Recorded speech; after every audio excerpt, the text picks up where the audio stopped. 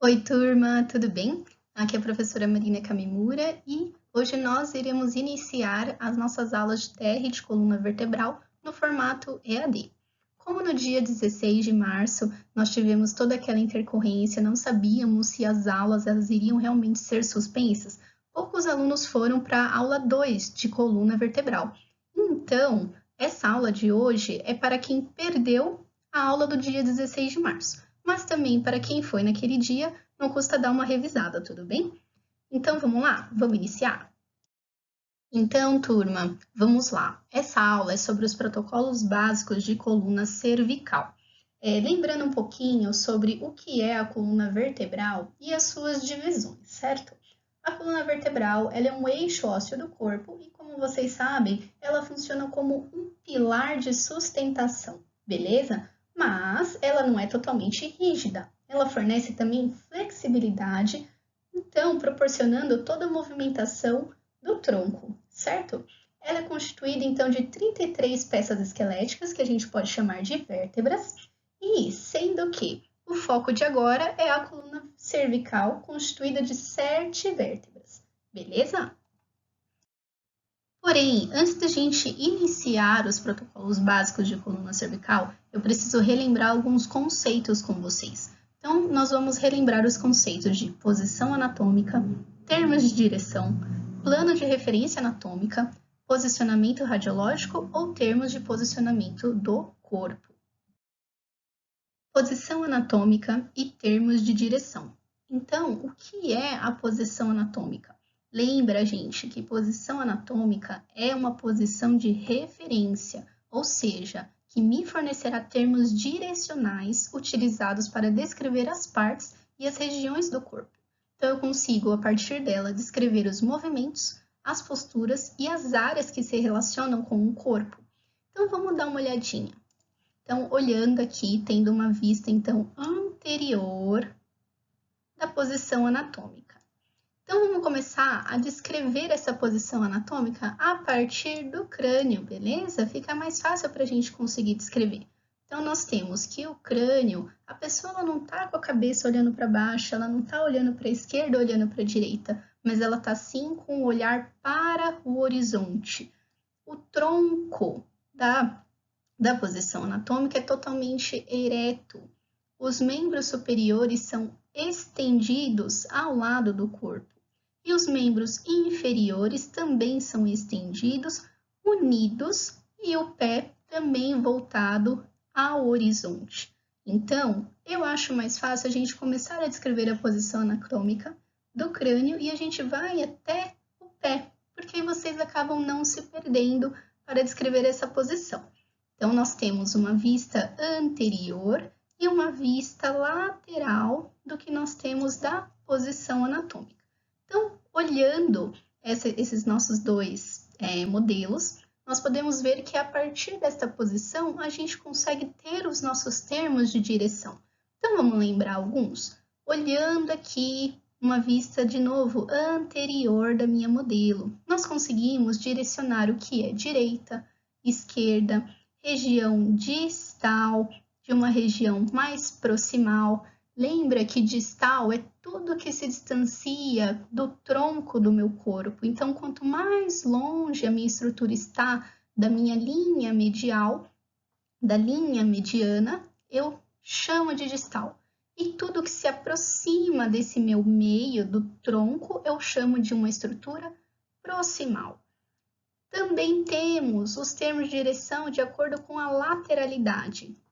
Quando a gente se relaciona com direito e esquerdo, tudo que se aproxima do tronco é medial e tudo que se afasta do tronco é chamado de lateral, certo? Além disso, temos os outros termos, tudo que é voltado para o crânio eu chamo de superior, tudo que é voltado para os membros inferiores de inferior. Tendo aqui a minha visão em perfil da minha posição anatômica, a gente consegue perceber os diferentes termos de direção com uma outra visão.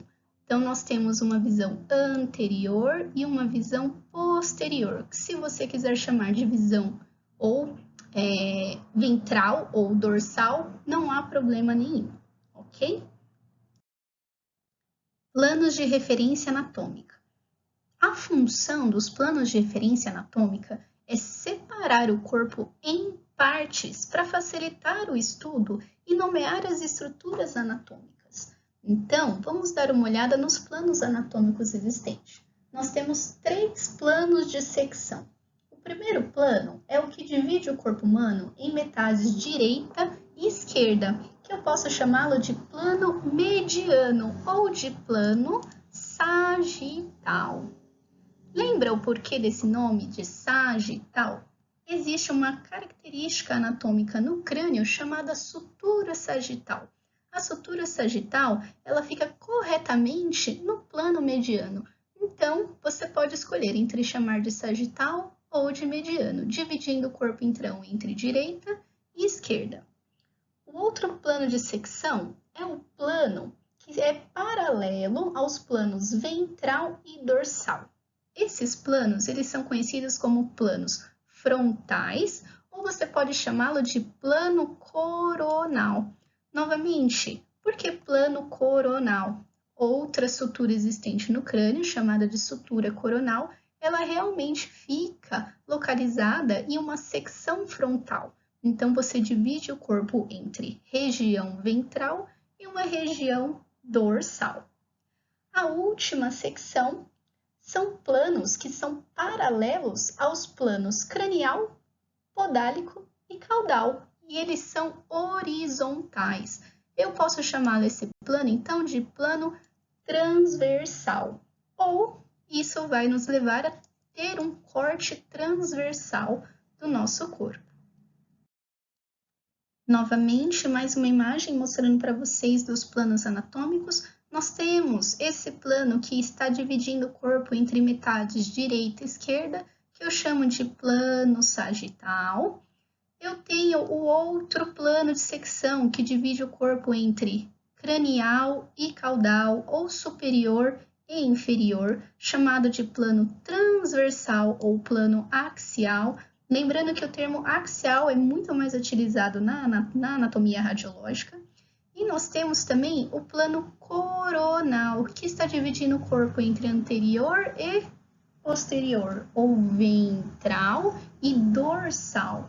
Esse plano é o plano coronal ou o plano frontal. Você escolhe o termo que você mais gosta de utilizar.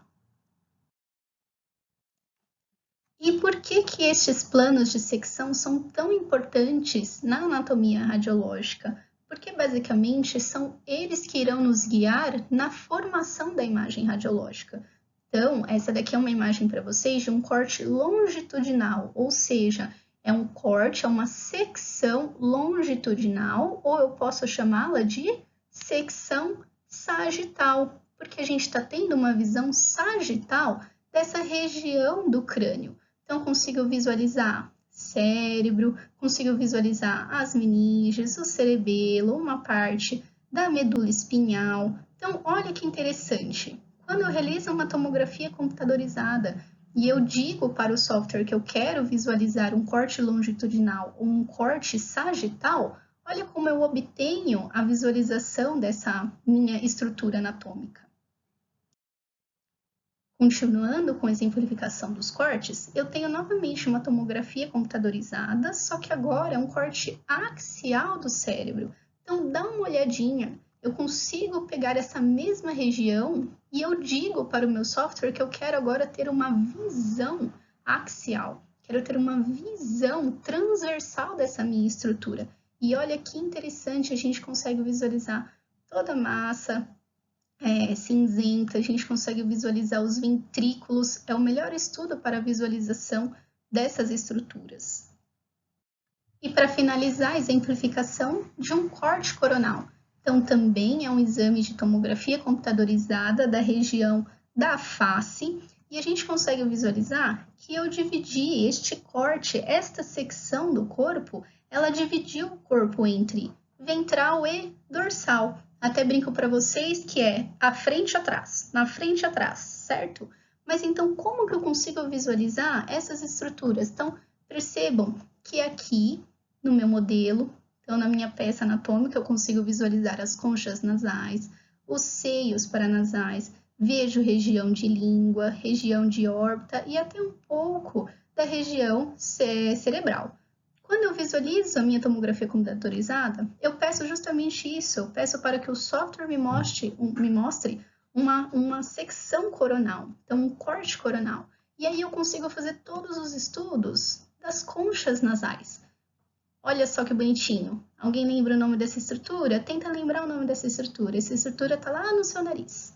Essa estrutura é chamada de septo nasal.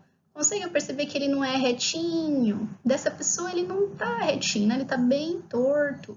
E se ele está tortinho, será que essa pessoa vai precisar fazer uma cirurgia de correção de septo nasal? Pode ser. Esse paciente ele fez justamente essa tomografia computadorizada para a realização de uma cirurgia de septo nasal. Sobre o posicionamento radiológico, nós visualizamos que temos diversos posicionamentos que podem ser realizados de diversas formas de acordo com a anatomia do paciente. Então, nós temos, primeiramente, um paciente que está em posição ortostática, ou seja, o paciente está com o tronco ereto, os membros superiores estão estendidos e os membros inferiores estão também estendidos. Então, o paciente encontra-se em pé, ok? Outro posicionamento radiológico é a posição lateral, no qual a gente utiliza bastante em posicionamentos de tórax, por exemplo. A gente também pode realizar posicionamentos com um paciente deitado na nossa mesa. Então, em vez de a gente utilizar a palavra deitado, nós utilizamos o termo mais específico, um termo mais técnico, que é o termo decúbito. Se o paciente está deitado com a barriga para baixo, ou seja, encostada na mesa, a gente vai chamar de decúbito ventral. Se o paciente está deitado agora com as costas em contato com a mesa, nós chamamos então de decúbito dorsal. E aí nós temos o deitado de ladinho. Então, deitado de ladinho, nós temos dois lados, certo? Como é que a gente fala que um paciente está deitado de lado? Então, utiliza-se o termo mais técnico novamente, decúbito, só que é um decúbito agora, o que está encostado na mesa? A lateral do corpo. Então, posso chamar de decúbito lateral. Neste caso, é o decúbito lateral esquerdo, já que o perfil esquerdo está em contato com a mesa. Agora, uma pegadinha, hein? Dá uma lida nesse título. Qual que é o posicionamento do paciente? Então, eu não estou querendo saber o posicionamento da parte que eu vou realizar o raio-x, mas sim do meu paciente. Como que ele se encontra? Então, nessa primeira imagem, como que o paciente está? Então, o paciente, na verdade, ele encontra-se sentado no canto da mesa. Porém, ele não está sentado e agachado, ele está sentado com o tronco ereto. E este outro paciente? Este paciente, lembra de novo, qual que é o posicionamento dele, não o posicionamento da parte que eu quero realizar a minha radiografia. Este paciente encontra-se em decúbito lateral direito agora. Percebam que há o perfil direito que está em contato com a minha mesa. Nesse caso, com o chão, né? Que o paciente encontra-se meio desmaiado, né? Na anatomia, também temos pontos de referência que são encontrados no crânio. Nos nossos estudos de posicionamento radiográfico, a gente sabe que os pontos de referências do crânio são extremamente necessários para um correto posicionamento, para que a sua imagem fique com ótimas qualidades. Então, o crânio, quando a gente fala de coluna cervical, ele vai ser um ponto de referência para a gente, já que, lembrando lá da anatomia, a coluna cervical, ela se inicia na base do crânio. Então, se você observar o crânio de um paciente, a partir destes pontos de referência, você consegue realizar um correto posicionamento de coluna cervical. Aqui para vocês eu deixei alguns pontos de referência importantes, não que todos não sejam, mas deixei anotado. Por exemplo, o trago. O trago é a saliência que se encontra na parte externa do ouvido, em posição oposta à orelha. Então, aonde o pessoal gosta de colocar bastante piercing. Ali é uma região que dói pra caramba quando você coloca o piercing, chamada de trago. Agora, o acântio. Acântio, galera, é aquela regiãozinha que fica bem pertinho do seu nariz, então abaixo do seu nariz, começando o seu lábio. Então, é o ponto da linha média da junção do lábio superior com o seu septo nasal. E o gônio, galera? O gônio nada mais é que o ângulo da mandíbula. Você pode chamar de gônio ou ângulo da mandíbula, não tem problema nenhum. Aquela região que quando você observa nos modelos é bem demarcada. E aí, nós temos o queixinho, que em vez de chamar de queixo, a gente chama de mento.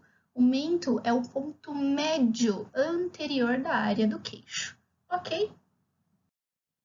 Nós temos aqui uma imagem em perfil que podemos visualizar mais pontos de referência do crânio. Um ponto de referência bem conhecido é a glabela. A glabela é o ponto exato do osso frontal na região dos supercílios, logo acima do osso nasal. Então, praticamente no meio da sua testa, um pouquinho acima das suas sobrancelhas. O násio agora, abaixo da glabela, é o ponto exato entre o osso frontal e o osso nasal. É o encontro, então, desse osso frontal com o osso nasal. Novamente, o acântium, então, junção do seu septo nasal com o lábio superior. O mento, que você pode chamar de ponto mentoniano. A região de gônio da mandíbula, ou ângulo da mandíbula. Olha o trago ali bonitinho, região onde a galera gosta de colocar bastante piercing. Nós temos, então, o pavilhão auricular, sua famosa orelha, mas existe uma região específica da orelha que vai ser muito importante nos pontos de referência para a coluna cervical, que é o topo de inserção da orelha, ou como a gente pode chamar mais legalzinho de tio. Olha que legal. O tio é essa região superior do pavilhão auricular, ou seja, essa região que está acima da sua orelha, próxima ao osso temporal. Então, próxima a essa região, que é chamada de osso temporal ou parte escamosa do osso temporal, ok? Então, em vez de você falar no topo da orelha, você fala topo de inserção da orelha ou na região do tio. Ok, Pro, vi todos os pontos de referência do crânio, mas e aí, tem mais coisa? Tem. Então, nós temos agora as linhas de posicionamento, que também, novamente, é uma linha imaginária, galera, que é utilizado para os posicionamentos de crânio e também vão ajudar nos posicionamentos de coluna cervical. Então, dá uma olhadinha, galera, olha os nomes das linhas. Então, vamos ver cada uma. Eu tenho a linha órbito-meatal, que é uma linha de posicionamento usada frequentemente, localizada entre o canto externo ou a margem lateral da órbita, ou o meato acústico externo. Linha infraórbito-meatal, extremamente importante nos posicionamentos de coluna cervical. É formado unindo-se no meio da margem infraorbital ao meato acústico externo. Termo mais antigo, linha de base de Reid, que a gente quase não utiliza muito mais. Linha glabelo-meatal é a linha que você vê entre a glabela e o meato acústico externo. Linha acântio-meatal, formada pela conexão do acântio e do meato acústico externo. Linha mento-meatal, que é formada pela conexão do ponto mentoniano e do meato acústico externo. Linha lábio-meatal, parte da junção dos lábios até o meato acústico externo. E a linha glabelo-alveolar, que agora você tem que imaginar o crânio do paciente de uma vista anterior. Então, você conecta a glabela a um ponto na face anterior do processo alveolar da maxila. Bem, turma, nós vemos nesse slide, então, uma visão em perfil do meu paciente, demonstrando as linhas de posicionamento. Então, o que são essas linhas de posicionamento? Elas demonstram as angulações do seu crânio. Então, imagina você posicionando um paciente, você falando para ele assim, tá, levanta o queixo. Tá, não, ficou muito alto, abaixa o queixo. Não, abaixa mais. Não, levanta um pouco mais. Então, isso fica um pouco perdido. Você acaba falando, poxa, como é que eu sei que ele deve ficar com o queixo encostado lá na minha estativa? Você pode fazer isso, mas se você tem uma linha que te ajuda, então vamos utilizá-la. Então vamos dar uma olhadinha no slide novamente. Então, a gente sempre tem um ponto de referência que é a mãe, ou a gente chama de meato acústico externo. A gente acabou de ver o tio e agora temos a mãe. A mãe é a partir dela que todas as linhas de posicionamento do crânio irão partir. Então, você tem Do meato acústico, você tem novamente uma região que é a sua glabela. Essa linha, então, começa da glabela e vai até o meato acústico externo. Como que eu chamo ela? De LGM, ou de linha glabelo-meatal. Beleza? A outra vai descendo, vai lembrando dos pontos de referência do crânio. Eu tenho aqui a minha órbita. Então, é uma linha órbito-meatal. Vem da órbita e vai até o seu meato acústico. Abaixou um pouquinho, essa região é chamada de região infraorbital. Então, é uma linha infraórbito-meatal. Tem a minha outra, lembra dessa junção aqui do seu septo nasal com o lábio superior? Essa região é chamada de acântio. Então, você tem uma linha que vem do acântio até o seu meato acústico, linha acântio-meatal. Desce mais um pouquinho, região labial. Então, uma linha que parte do lábio até o meato, linha lábio-meatal. E mais uma, que é o seu queixinho, chamado de mento. Então, linha meato-meatal. Olha que, desculpa, linha mento-meatal. Tudo bem? Este slide é para vocês treinarem as linhas de posicionamento do crânio.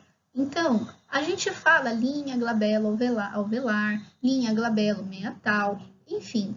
Porém, galera, é um nome muito grande, dá muita preguiça de falar o nome inteiro. Então, é legal vocês começarem a treinar, utilizar as abreviações. Então, lembra, existe uma chamada de LION, linha infraórbito-meatal. Ah, olha como ela está aqui. Extremamente importante nos posicionamentos de coluna cervical.